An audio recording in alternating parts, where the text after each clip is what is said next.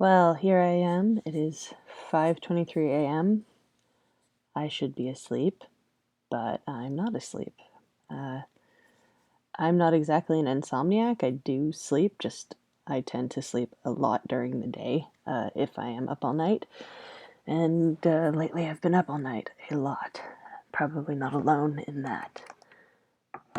It is a time. I did, while I was up too late last night, end up writing up an outline for something I've been wanting to do. All of my screenplays are original to me. Is quite a lot of material. So, and there's certainly things to work on. I have a couple of pilots that I can certainly update, and a short film that I need to do a little bit of rewriting on because I would like to fund it this year. We're gonna find out, I think, if that's gonna be a reality or not. I think a lot of plans might get deferred for the remainder of this year, and hopefully that's for the best. It's going to be a challenge. I try not to think about it too hard. What I wanted to do, what I wrote an outline for, now I will, apart from being a big vampire fan, I mean, I do enjoy a lot of stuff that is vampire stuff. I mean, like Buffy was the first show I was ever really into. I really like True Blood.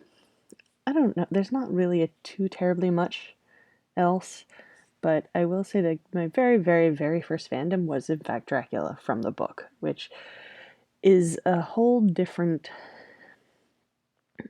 ball game in terms of the fact that it is really much more focused on the the group of protagonists than it is about the single antagonist. It's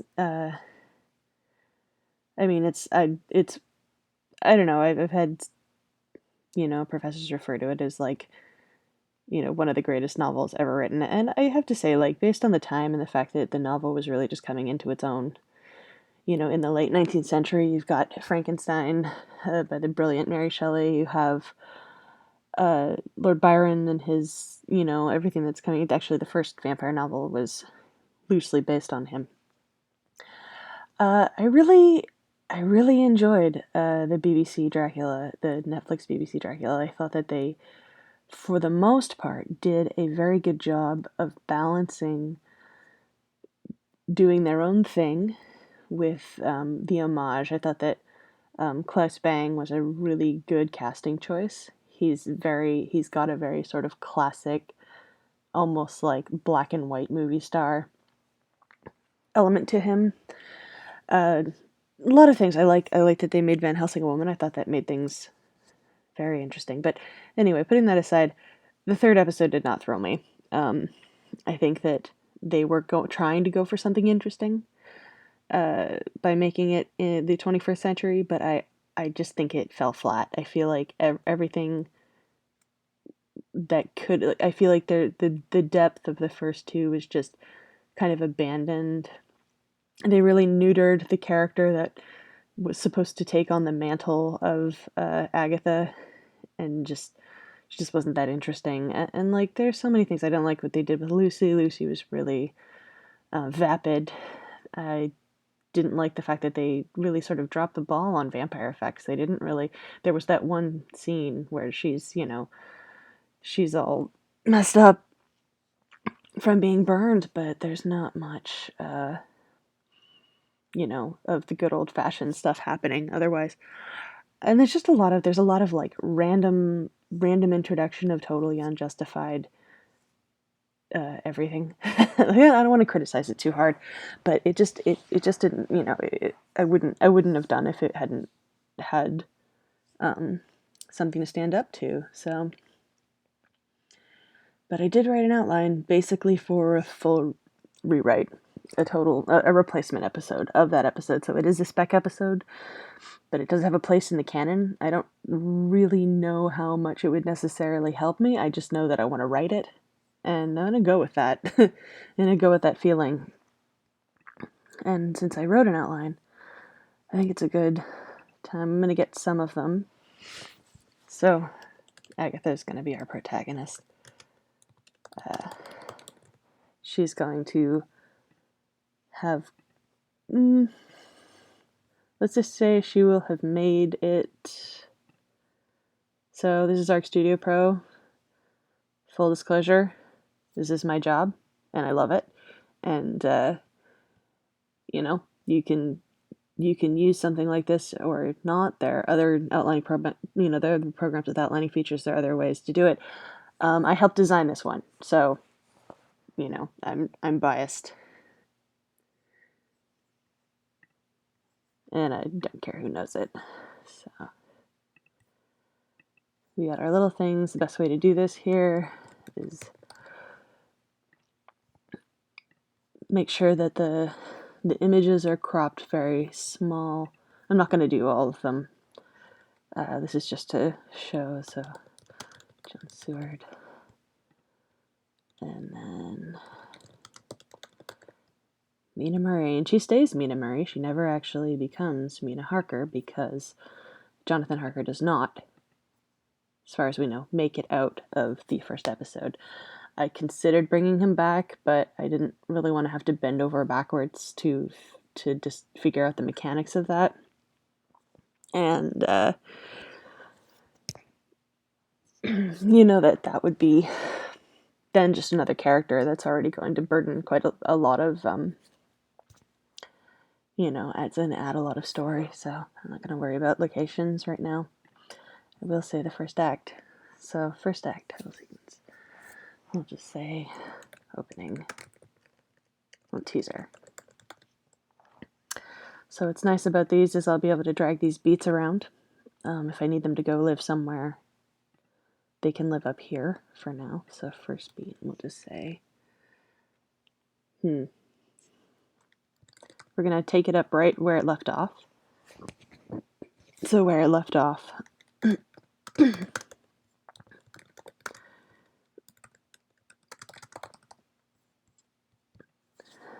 do they call for help? Telegram.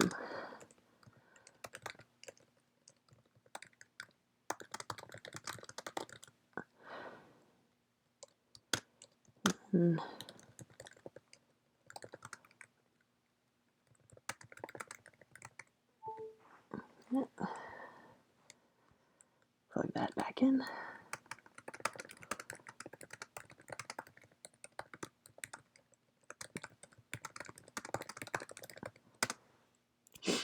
Oh, I guess it's decided. That's all one word. Let's turn. No, that's probably just OS doing that. Why? Why are you doing this to me? Well, that's one way of. Okay. So I don't know if you've seen it, you remember that the Countess that Dracula offs partway through, like the beginning of the voyage, has this gigantic necklace jewel thing. So because that has been very prominently displayed before, and it's mentioned later in the show, then I'm going to go ahead and just use it to make this moment more expedient.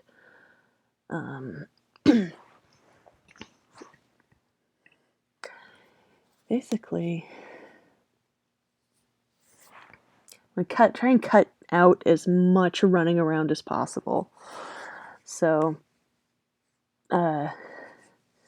in the first episode, it's basically Dracula's in a box underwater, and he's awoken by divers and then is brought out. Or no, he comes out on his own at night. So, it's not what you think. When I talk a lot, I get congested. Okay. So let's see here. So, intro, Seward. John Seward's lab.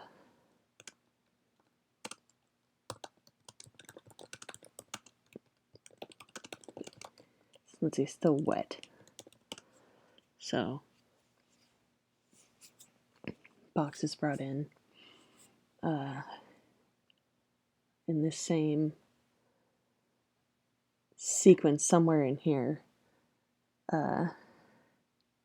Actually, you know what? I'm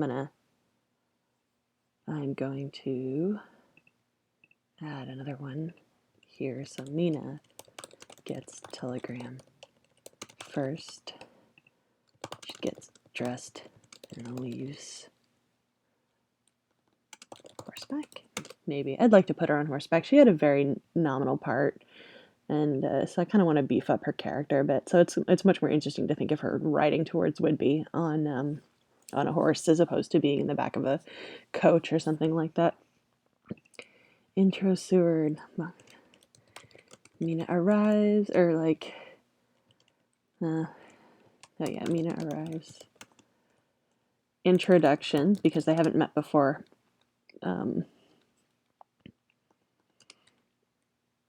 And they shake hands. I wanted to wait for you.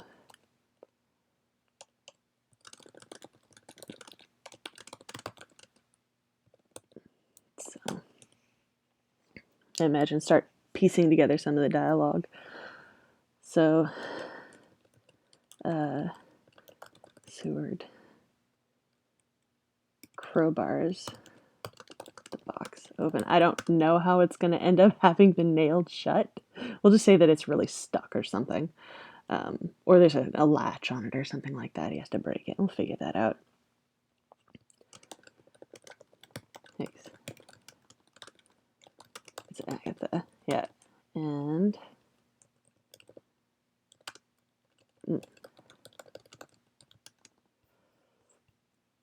let's say Mina has stake in hand. Miss Falls. Because of course she is.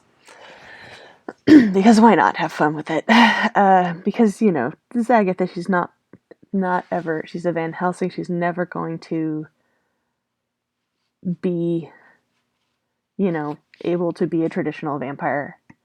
But because Agatha she does have a dark side in the sense that she's very drawn to, you know, the occult. She's straight obsessed. Like, let's put my macabre obsessed with everything occult and dark and whatever aside for the moment. But, you know, this is now it's no longer going to be aside. So that's our teaser. And then we have titles, which I wish the titles were better with the show. They just did not. It seems like they didn't make an effort. So yeah, that is the opening section. I can go through if I would like to and start adding characters. So we know this one. Seward and Mina are in this. Titles. Oh, and Agatha, of course. So there we go for that. Now if I say Act 1.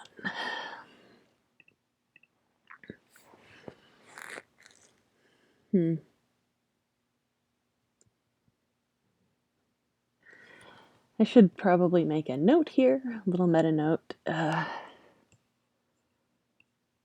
see.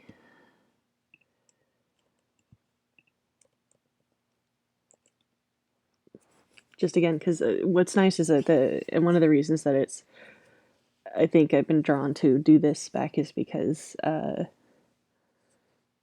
there's a lot of ingredients in the box still, and so you can say Mina took Agatha's journals.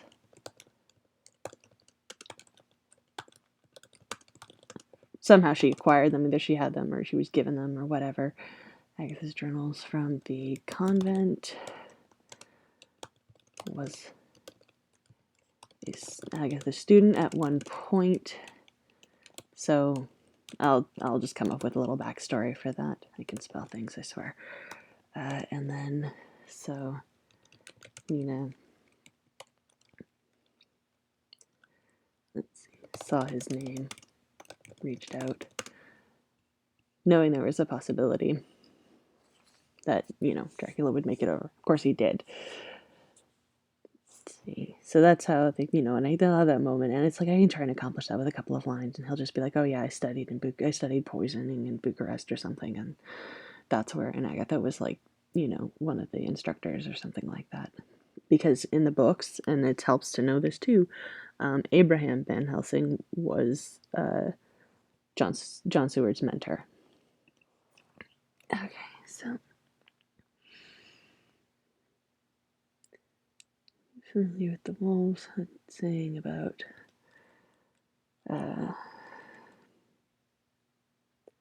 I don't know. I get a little bit more abstract there, so I don't know if this is in order. A lot of it's notes.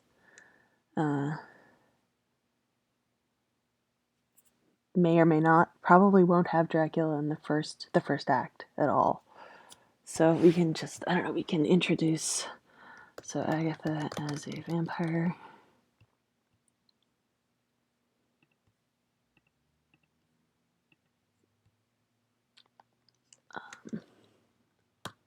She's traumatized, but I might have it set on England English.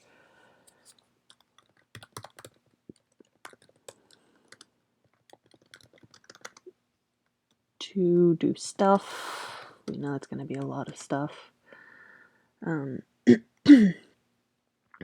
a certain point. So now I know stuff, about the act. So the way that I tend to work is quite out of order anyway. So sometimes the stuff will become notes to myself. So Renfield is going to be interesting. He is not actually contaminated. He believes, let's see.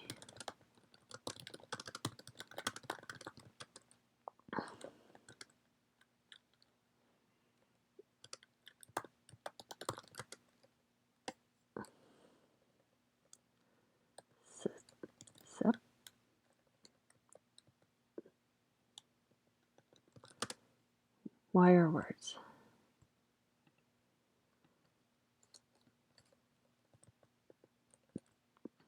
Whatever. Vulnerable.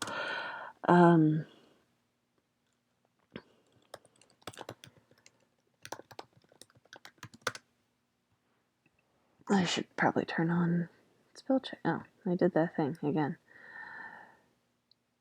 There we go.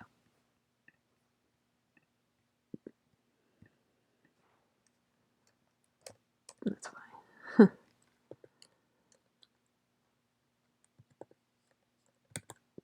I'm so tired that words have stopped working. Why?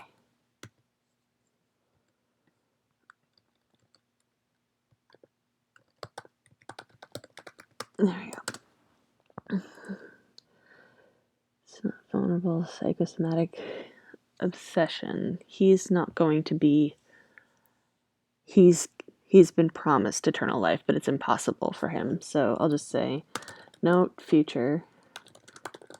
This is what leads him to betray Dracula, to help the gang, and what gets him smooshed. Because in the book, that's exactly what happens. He doesn't, it's not a matter of betrayal, it's just that he, as this captive madman, he has this moment of lucidity, where he's able to say, like, you need to let me out because I'm going to die if I stay here.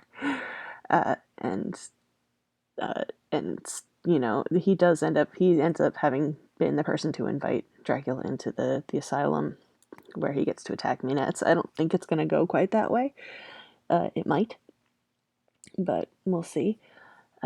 But yeah, so that I was able to use that detail and just kind of fit it in there. So that's going to be later.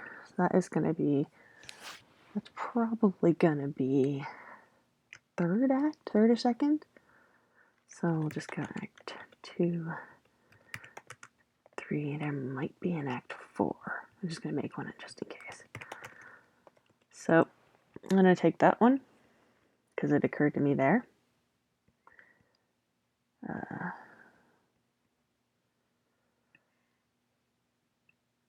Close that up. Let's say Act 3. So it's just a little info card, but then we know. So I think Act 2 is going to start setting up all of the main, it's going to be the main storyline, but of course the thing that's really, it's not going to be, you've got your surface storyline and then you have the emotional storyline. So if we say vaccine, so they know it becomes possible for them to create a vaccine based on what they need in order to know. They know, let's see, Mina is not susceptible. Come on. Why? Whatever. These.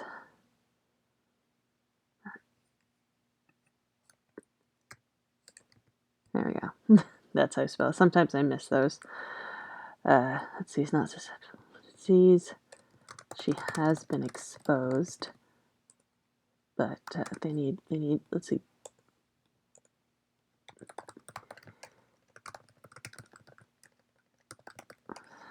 Comparable blood types. So we know that Mina hasn't been exposed, so that's human blood of somebody who hasn't been contaminated. Revenant blood, which is the vampire's not been,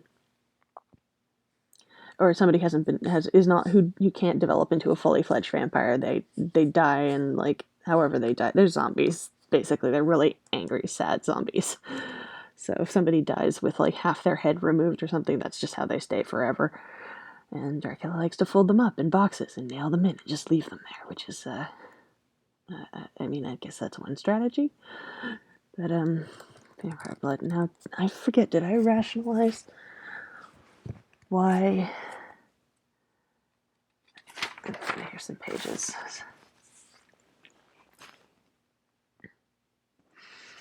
Things get kind of,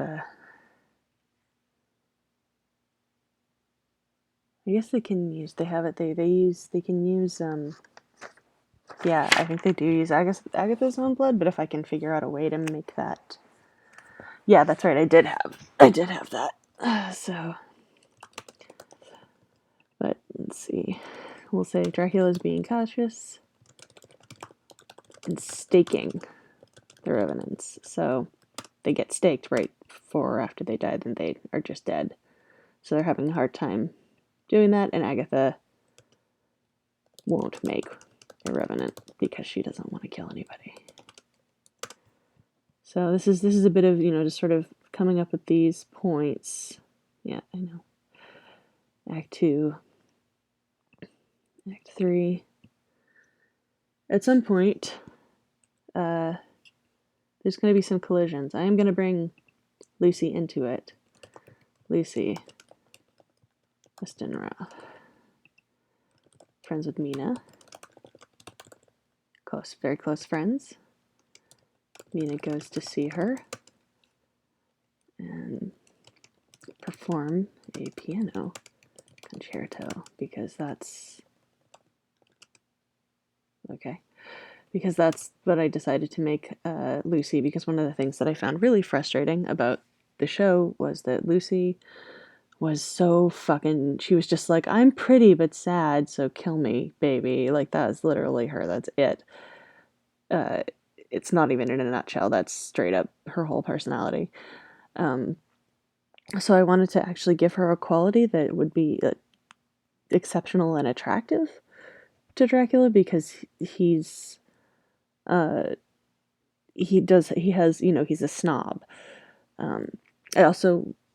I would, it'd be great if it was the same actor, like in my head, like when I say great, it's never going to be filmed, but in my head it's the same actor, which is nice because, like, 19th century stuff tends to be pretty pale, so to speak.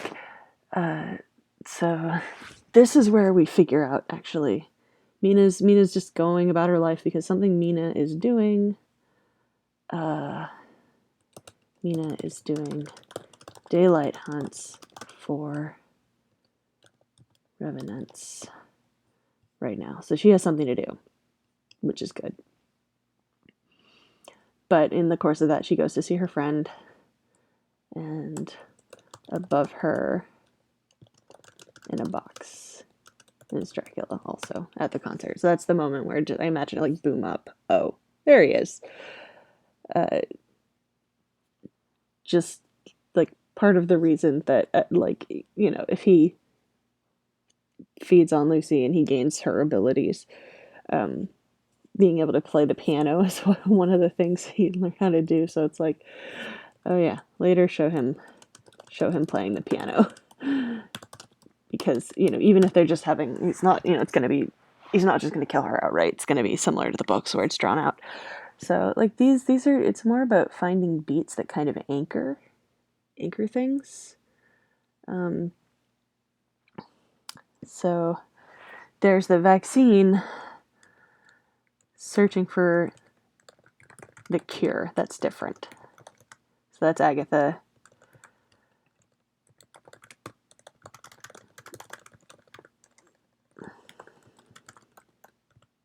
So she's, the thing about Dracula is the thing that he wants, kind of above all other things, but he never really makes a very good dedicated attempt to get it, is a bride that is a fully realized vampire with, you know, personality and intellect and all of those things like him.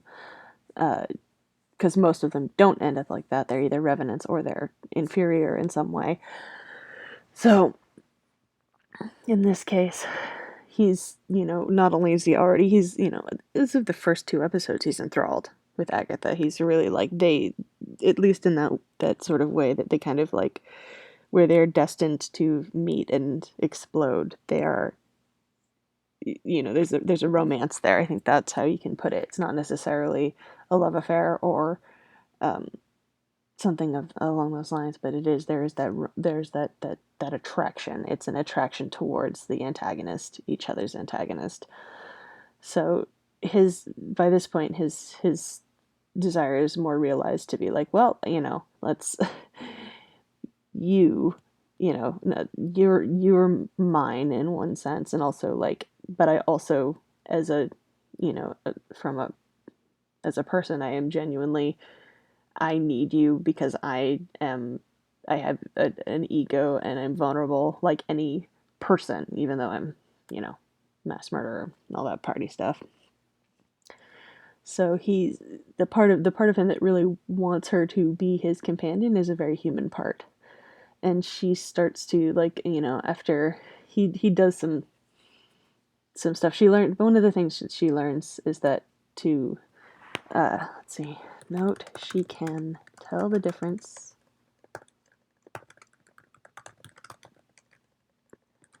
between infectable,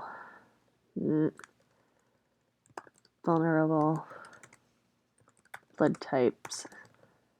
That's kind of her superpower, is that she can, let's see, she learns, can avoid revenant, you know, hurting. I can't spell revenant. There we go. Right, that doesn't make sense. Anyway, you get it. So when she can bite somebody and feed on them without hurting them too badly, and also it won't turn them into a revenant because she teaches herself how to taste the difference between the blood types. So that's interesting fun. But they're working on coming up with a vaccine so that people can be vaccinated against the vampire disease, but the cure is different. But she needs to study him, his history, etc., to try and see if she can, you know, that's her goal, is that she doesn't want to be a vampire anymore, but she knows that she has to get close to him in order to get the answers that she needs. So it's kind of fun. They get to, like, the sort of unfulfilled kind of relationship is, you know, is never whoa, did I not save that? Did I put an act 4? I did. What wasn't really very well fulfilled in the 3rd episode is much more it would be much more like there's a moment where he really genuinely believes that, maybe we can make it work. What's going to ultimately happen in the end is Agatha betrays him.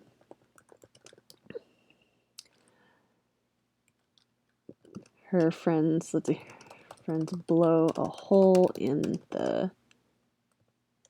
Carfax. Capture Dracula because it's daylight.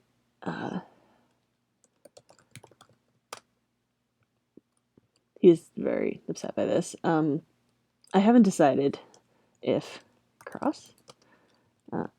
Maybe.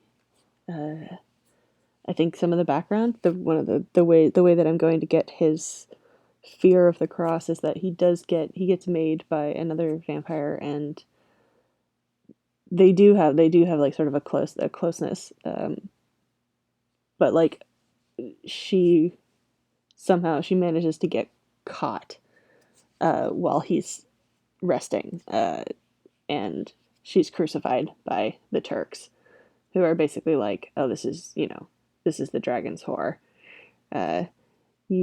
Fuck you. Fuck you, Christian, God-fearing, Christian God-fearing, prince who likes to nail our turbans to our heads and shit. Like, this shit that Vlad Dracul did is so fucked up. Like, really especially fucked up even for the time. So there's going to be a whole sequence there where Agatha gets to inhabit his memory, and we'll see the vampire who made him, nailed up there, and that like that is so traumatizing for him at that moment that he never can look at he can't ever look at a cross or be near one without having a reaction, because it does become kind of a psychosomatic thing that just grows stronger over time. Because I wanted to explain that, because that never gets adequately explained, except for the repelled by the holiness because you're a satanic entity. So me might get nailed to the cross because that might immobilize him, right? That could be, or so, in some other, yeah. The way that it ends, because I know that, which is good, is let's see.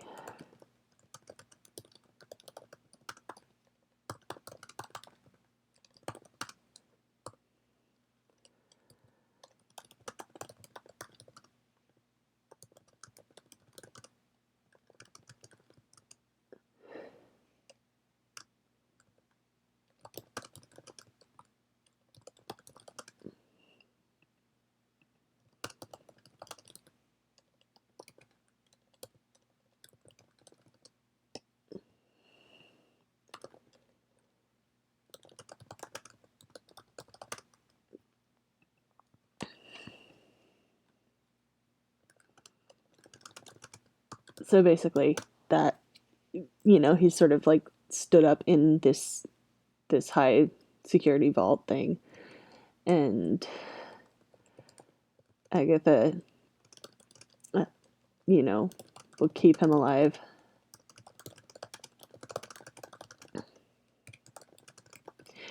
She basically kind of becomes him in a sense, which I think is fitting.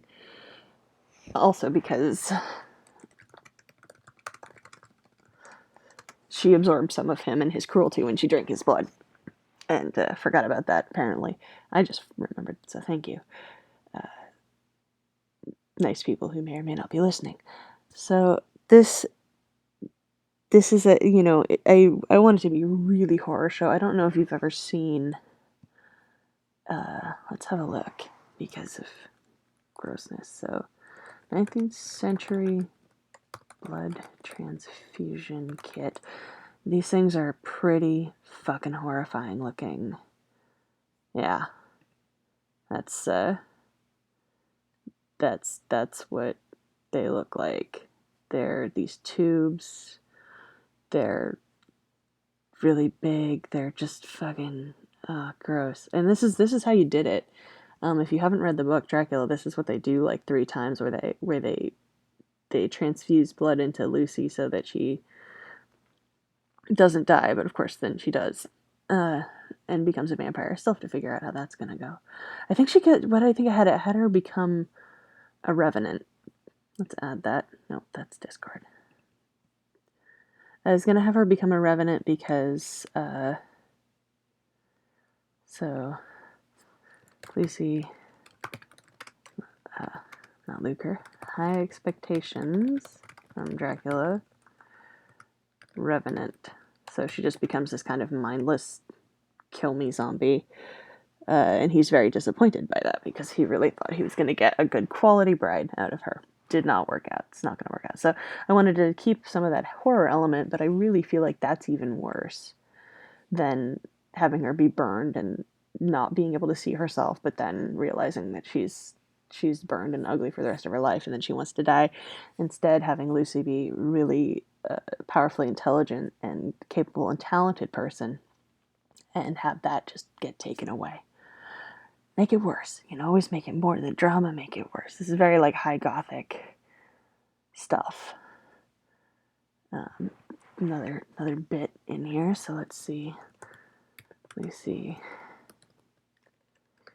home. So that's Arthur Homewood. He's going to be a bit part.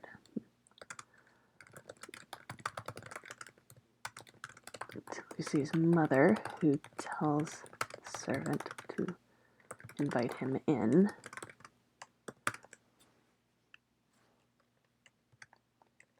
Not knowing, you know. So that's how he gets into Lucy's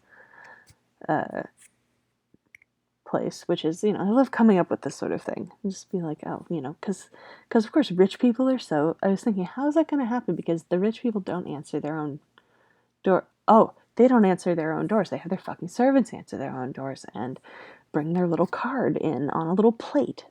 I mean, how many times have we seen that? So, yeah, of course, it just lie. Just say, oh yeah, I'm Arthur Homewood. You would have no idea because you haven't met me. So there's that. That's, yeah. There's going to be some, I mean, in terms of fucked up horror, there's definitely going to be some gore, lots of gore. There's going to be a scene where Renfield eats some infected rats, like, just raw, like, still alive. And, you know, there's a lot of opportunity for horror, which would be really fun. But again, it's very character driven. So, yeah, there's a bit of MacGuffin. This is a MacGuffin. This is fine. The real drama is happening down here. So, yeah, that is a rough outline. It's definitely not all the details, but it's a good example of how, you know, of how things can be done in such a way that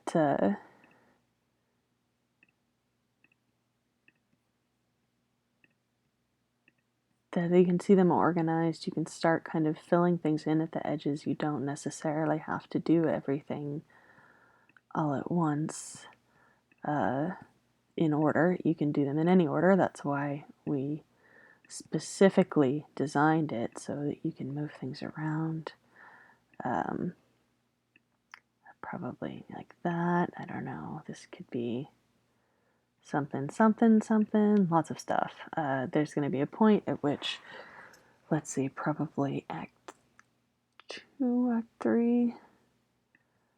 Actually, I can even put it, yeah. Oh, we also have comments. You can do comments on, so, yeah, Dracula sees his telegram to Mina, telling Mina not to go looking around at night.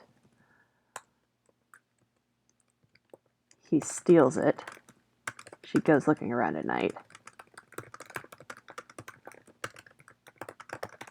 And that's the point at which Agatha and Dracula see each other again for the first time since the meter.